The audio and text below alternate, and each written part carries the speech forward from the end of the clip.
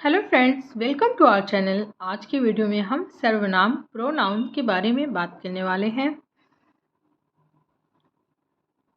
जैसा कि जो शब्द संज्ञा के स्थान पर प्रयोग किए जाते हैं सर्वनाम कहलाते हैं। पहले हम ये देखते हैं सर्वनाम। सर्व मतलब सभी, नाम मतलब संज्ञा। जो शब्द संज्ञा के स्थान पर प्रयोग किए जाते हैं सर्वनाम कहलाते हैं और जो इनकी संख्या होती है वो 11 होती है। जैसे कि मैं, तुम, आप, वह, कोई, कुछ, जो, सो, कौन, क्या आदि।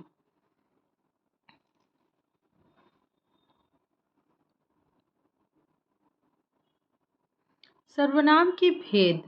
सर्वनाम के 6 भेद होते हैं।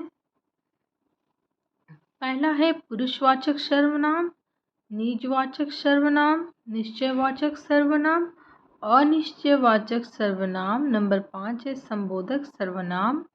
छठवां हमारा है प्रश्नवाचक सर्वनाम। अब हम इन छहों सर्वनाम के भेद के बारे में डिटेल से पढ़ने वाले हैं। पुरुषवाचक सर्वनाम, पर्सनल प्रोनाउन। यह सर्वनाम नरवाची, मादावाची संज्ञा के बदले में प्रयोग होता है। एक बार और देखिए, यह सर्वनाम नरवाची और मादावाची संज्ञा के बदले प्रयोग होता है। इसका प्रयोग हम 3 प्रकार से कर सकते हैं। पहला हमारा है उत्तम पुरुष, जो किसी बात को कहता है, जैसे कि सेकंड पर्सन है वक्ता, जैसे कि मैं और हम। पहला हमारा था उत्तम पुरुष, दूसरा हमारा है मध्यम पुरुष। अब देखिए मध्यम पुरुष के बारे में, जिस व्यक्ति से बात कही जाती है, जैसे कि थर्ड पर्सन जो होता है, श्रोता, जो तुम, तू, आप, इसको बोलते हैं। अब थर्ड हमारा है अन्य पुरुष।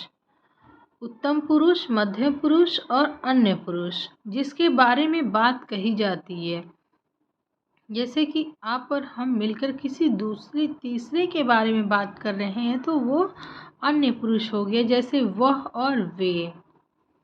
अब है हमारा सेकंड निजवाचक सर्वनाम, पोजेसिव प्रोनाउन।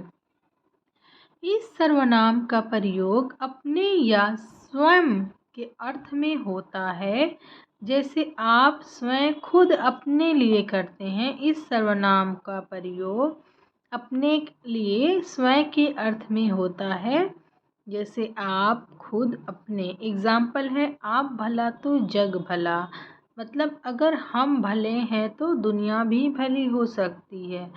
मैं आप ही घर चला आया, मैं आप ही घर चला आया, मतलब बुलाया नहीं, अपने आप ही चला आया, तो मैं आप ही घर चला आया। ये क्या है? ये निजवाचक सर्वनाम के एग्जाम्पल है। थर्ड हमारा है निश्चयवाचक सर्वनाम, डिमॉन्स्ट्रेटिव प्रोनाउन। इस सर्वनाम में किसी व्यक्ति या वस्तु के पास या दूर होने के निश्चितता का बोध होता है। इस सर्वनाम में किसी व्यक्ति या वस्तु के पास या दूर, मतलब पास या दूर निश्चय है कि वो चीज़ है, निश्चितता का बोध होता है, जैसे यह और वह। ये इसके एग्जाम्पल हैं। अब चौथा हमारा है अनिश्चयवाचक सर्वनाम, मतलब कि निश्चय नहीं है कि वो है कि नहीं है, तो इंडेफिनिट प्रोनाउन इसको बोलते हैं।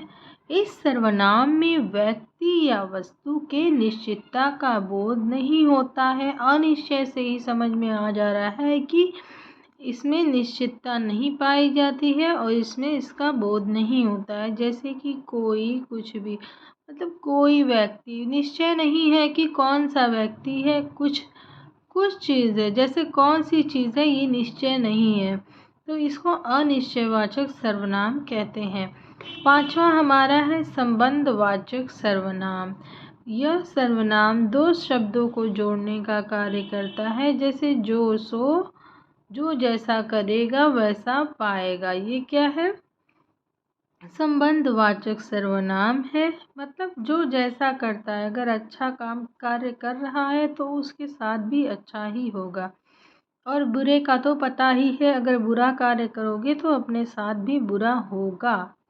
इसलिए हमेशा अच्छे कार्य करो ताकि आपके साथ भी भला हो। प्रश्नवाचक सर्वनाम, इंट्रोगेटिव प्रोनाउन। इस सर्वनाम में प्रश्न पूछने का बोध होता है, जैसे कौन, क्या। जैसे कोई आया है, कौन आया है, क्या लाया है, ये सब क्या है, ये प्रश्नवाचक सर्वनाम है। नोट देखते हैं। सर्वनाम शब्दों का परिवर्तन लिंग के आधार पर नहीं होता है। जैसे कुछ सर्वनाम दो सर्वनामों के जुड़ने से बनता है, संयुक्त सर्वनाम कहलाता है, जैसे जो कोई और सब कोई।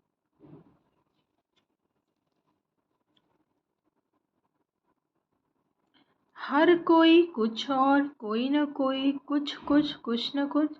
सर्वनाम में केवल 7 कारक ही प्रयोग होते हैं। कितने कारक प्रयोग होते हैं, क्वेश्चन पूछ सकता है। सर्वनाम में कितने कारक प्रयोग होते हैं, तो केवल 7 कारक ही प्रयोग होते हैं। गाइस, अगर आपको वीडियो पसंद आई हो तो प्लीज़ लाइक करना, शेयर करना और मेरे चैनल को सब्सक्राइब ज़रूर करना।